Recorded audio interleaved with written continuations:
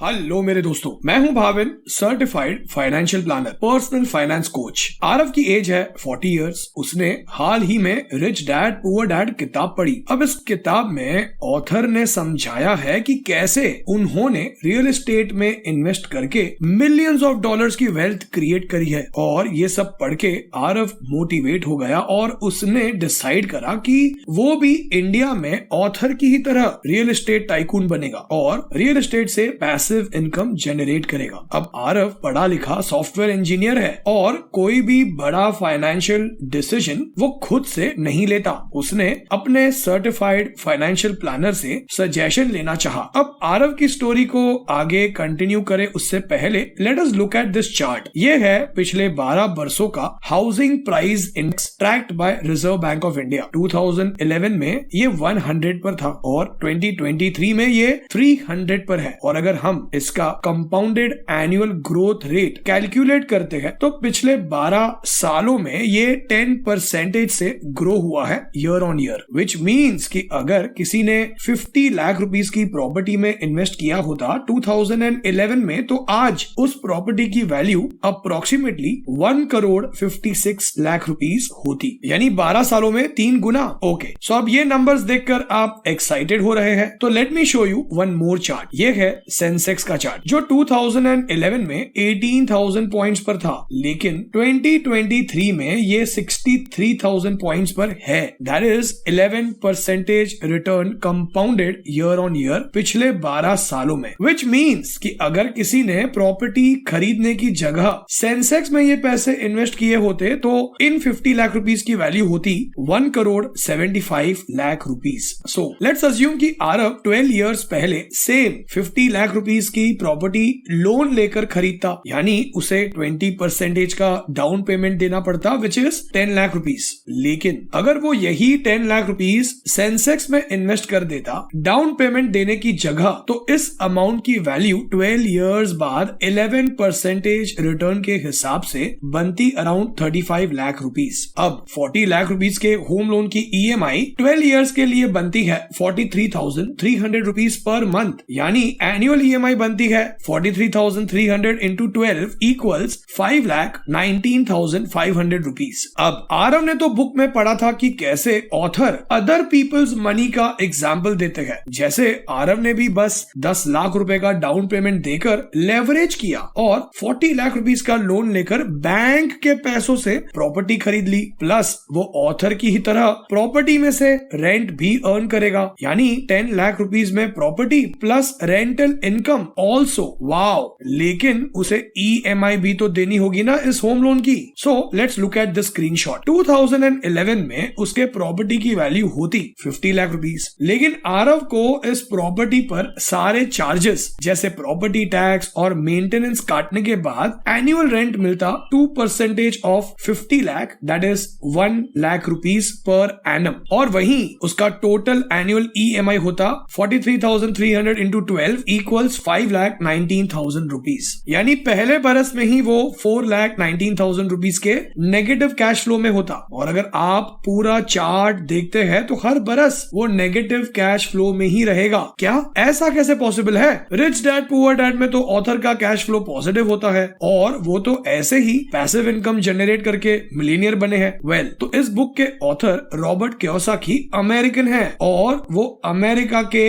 Real estate market की बात कर रहे हैं। अब आरव और उसी की तरह काफी सारे लोगों को लगता है कि इंडिया में भी ऐसा किया जा सकता है। So let me tell you कि अमेरिका में होम लोन के इंटरेस्ट रेट्स 3% से 5% के बीच है, लेकिन प्रॉपर्टी पर मिलने वाला रेंट प्रॉपर्टी वैल्यू का 5% to 7% है, यानी ज्यादातर केसेस में प्रॉपर्टी पर मिलने वाला रेंट होम लोन की EMI के कंपैरिजन में ज्यादा का ही होता है। लेकिन इंडिया में इसका उल्टा है, प्रॉपर्टी पर मिलने वाला रेंट ज्यादातर सिटीज में 2.5% से 4% के बीच है और होम लोन का इंटरेस्ट रेट 7% से 9% के बीच होता है। और होम लोन की EMI प्रॉपर्टी से मिलने वाले रेंट के कंपैरिजन में दुगने या 3 गुना अमाउंट की होती है। सो इंडिया में अमेरिका वाला रॉबर्ट कियोसाकी बनना आरव के लिए पॉसिबल नहीं होगा। शेयर कीजिए ये वीडियो उनके साथ जिन्हें लगता है कि प्रॉपर्टी से पैसिव इनकम अर्न की जा सकती है। तब आरव के सर्टिफाइड फाइनेंशियल प्लानर ने उसे ये भी बताया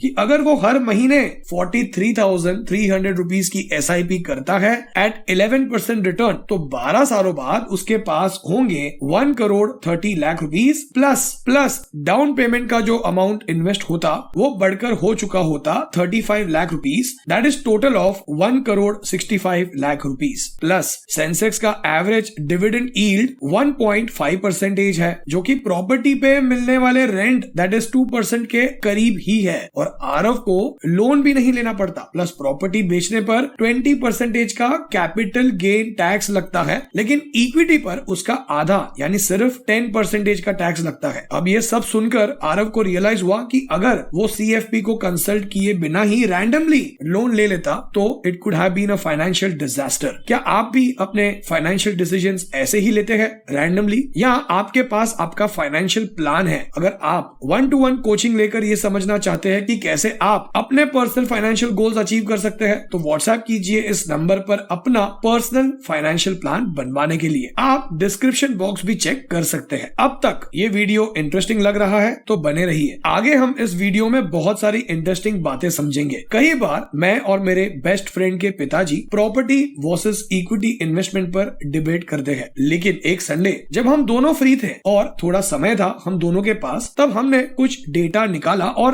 उस डेटा के आधार पर समझने की कोशिश की क्या सही है, प्रॉपर्टी में निवेश करना या इक्विटीज में निवेश करना। 1984 में अंकल ने एक प्रॉपर्टी खरीदी थी 7 लाख रुपीस की, जो उन्होंने 2023 में यानी 39 इयर्स बाद 4 करोड़ में बेची। That is 57 times appreciation. Well, तो 1984 में सेंसेक्स 245 पॉइंट्स पर था और 2023 में अप्रोक्सीमेटली 62,000 पॉइंट्स पर है, विच इज 253 टाइम्स और 15.24% ऑफ CAGR। यानी यही 7 लाख रुपीस सेंसेक्स में इन्वेस्टेड होते तो बढ़कर 17 करोड़ 71 लाख रुपीस बन चुके होते। अंकल का मानना है कि ये तो कोइंसिडेंस है और हर बार ऐसा नहीं होता। अंकल ने 1989 में एक प्लॉट खरीदा था 8 लाख रुपीस का, जो उन्होंने 2017 में 4 करोड़ में बेचा था। That is 50 times appreciation. और डेटा चेक करने पर पता चला कि सेंसेक्स 1989 में 700 पॉइंट्स पर था और 2017 में अप्रोक्सीमेटली 28,000 पॉइंट्स पर था। That is 14% CAGR। So uncle के